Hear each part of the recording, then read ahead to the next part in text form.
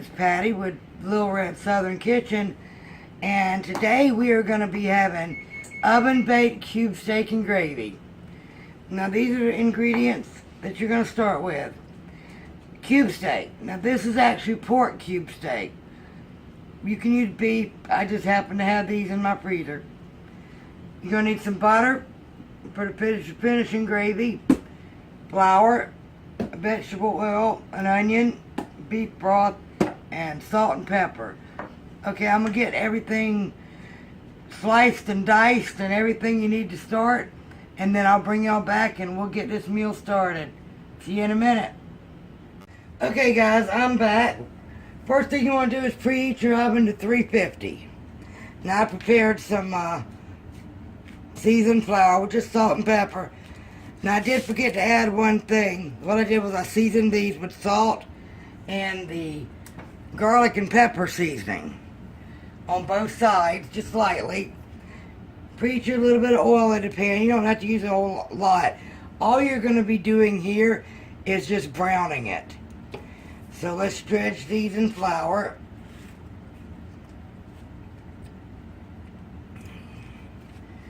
And put them in there. And like I said, we're not even getting them done. We're just browning these. Because it's going to create some goodness down at the bottom. Hope I can get all these in here at once. And if not, we'll do it twice. As I always say, we can adapt. You know, we started with Roku. We got rid of our cable a couple of years ago and got a Roku. And one advantage of Roku is, no more is going to stick. I'm going to look in here. We got it's turned on medium because I can't turn my pans over higher than medium. My oven, my stove top tends to run a little warm. But anyway, I started watching YouTube. YouTube was one of the channels on the Roku that you could add in. And I started watching them, and I've always loved cooking. Always loved it. You know, I used to watch Food Network was my favorite when we had cable. And on Netflix and Hulu, you can still watch some things. But I started watching, and a couple of channels. My first channel that I absolutely fell in love with was Carla's Spices, sorry. And I love watching her cook. She does the hand method too. Her daughter, she calls her Smarty Pants. And then she's got another one, Smarty Artie. And then another one that I found, and we're talking binge watching. There's probably no recipes that she came out with that I haven't watched. Get you a paper. I've got just paper plate lined with paper towels to drain these on. Alright, and another channel that I just kind of recently found a couple of months ago that I've been watching is Phyllis Stokes. She has a website, southernfrugal.com, but her YouTube channel's name is Phyllis Stokes. Now, Phyllis is from the Midlands here in South Carolina, in the Columbia area, and I wanted to give a shout out to both of those because they have been a major inspiration for me in starting my channel.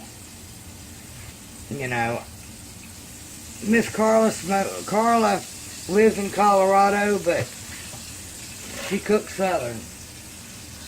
She also has her own spices. Now her spices might be a little too warm for me, but she does a dehydrated garlic that I really want to order. She does everything herself, very natural. But I'm going to provide links in the description to her and Phyllis's YouTube channels, and I want you to go check them out if you haven't already, because they are pretty awesome. Now I'm turning these now, but I'm going to let these brown up a little bit more, and then I'll bring y'all back for the rest of the story. Okay, we're back. I'm gonna pull these out of here and put them on the paper towel real quick. Now what you want to do is pour off this grease. Try to reserve those bits.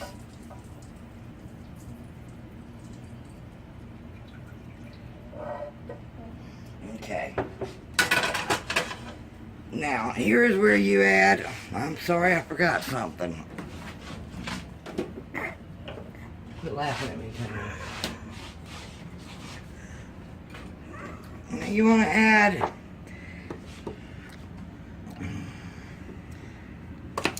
half a stick of butter, 4 tablespoons. You know what? I'm lying. It's 3. Because I measured out my seasoned flour already. I'll put that in my little tabletop. Alright. Get your butter melting. And while it's doing that, although it's not, you really can't scrape up much of this copper. You don't have to scrape with this copper top. It doesn't stick. I bought this one and the small square one. And I love them. This one came with a little deep fryer basket and a steamer basket. But we've never used the steamer basket. We've definitely used the deep fry basket.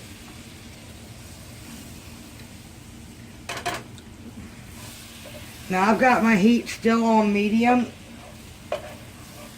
I want to tell you how this recipe came about. I know I'm not the first one to ever do it, but I used to love just cube steak by itself.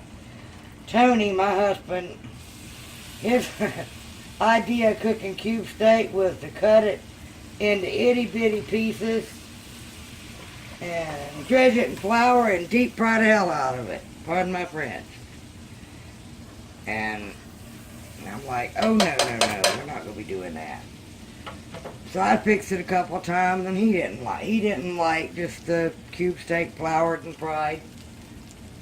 And so one day I decided to try this. And to see what I do different is how long I cook it. Alright, need to stop here for a minute. Now what was left out of that seasoned flour? This is 3 tablespoons, equal amounts butter and flour.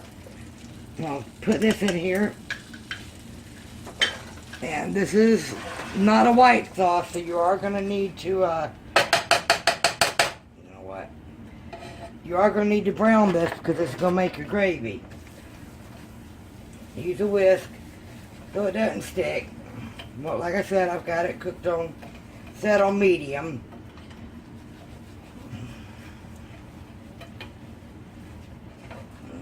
Keep your flour, you got to keep flour in it or stirring it, whisking it around, or it will burn on you.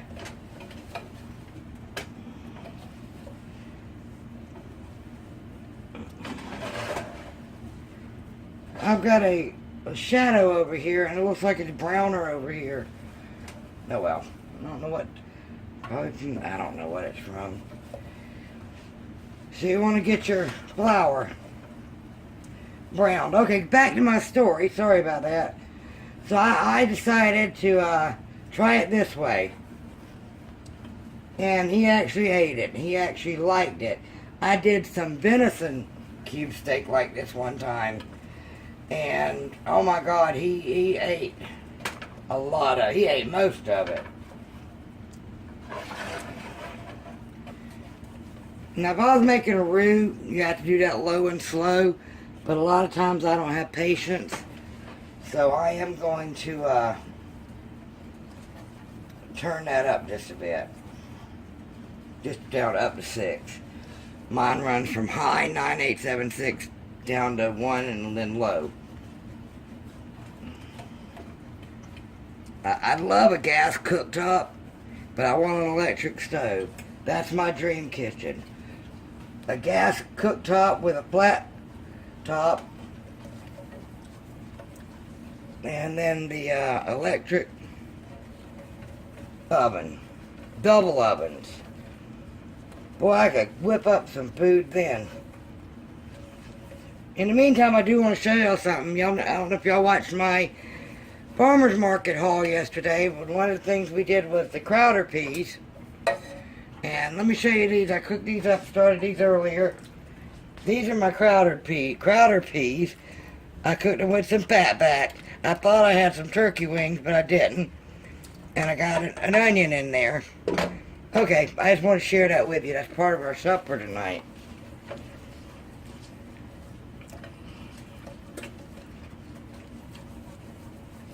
Alright, that's getting brown.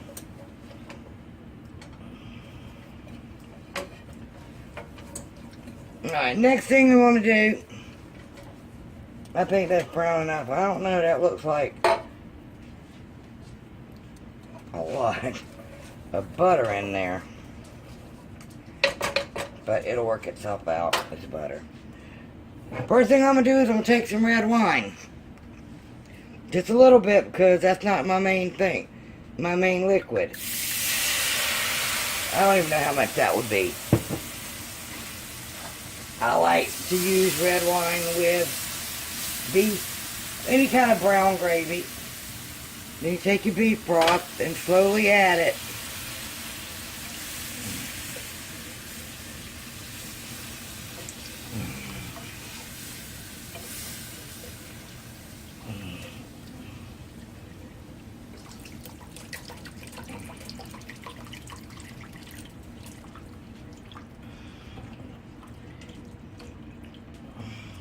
Let that cook up a minute.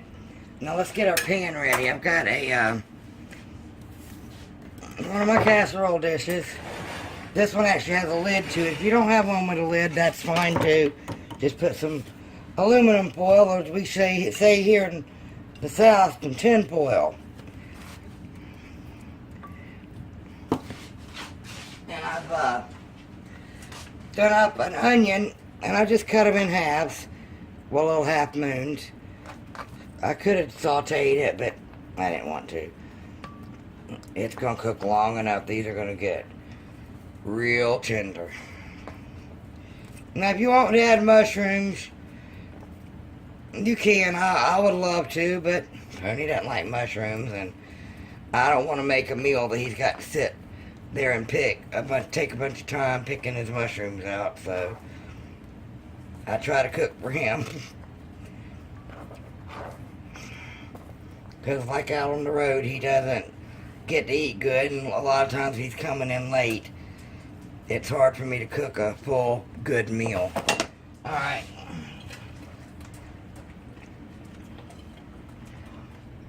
Alright, let's see how this stands. All you want to do is pour this on top. These handles don't get hot either, and I like that. I wish it had a little spout on it.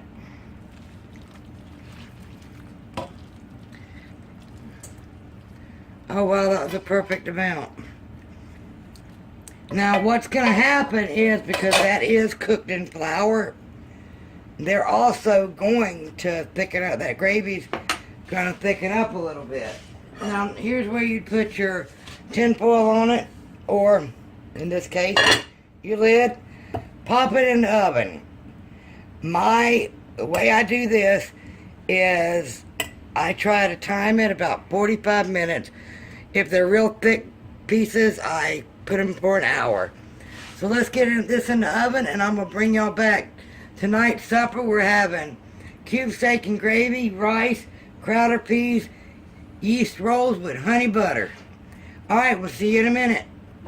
Alright guys, just got this out the oven. Those look really good. Sorry, got my face all up in it.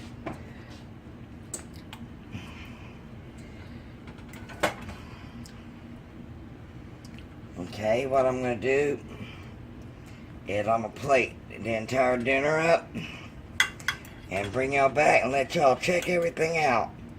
Then we're going to eat. Be right back. Alright guys, I'm back. And supper is ready. We've got the cube steak over rice with the gravy on it. With the rice, I added some beef broth to instead of water, and I use a rice cooker. Our Crowder peas that we bought yesterday at the farmer's market, some hot yeast rolls, and some honey butter. Well, supper's ready, and I'm sure ready to eat. Y'all have a great day.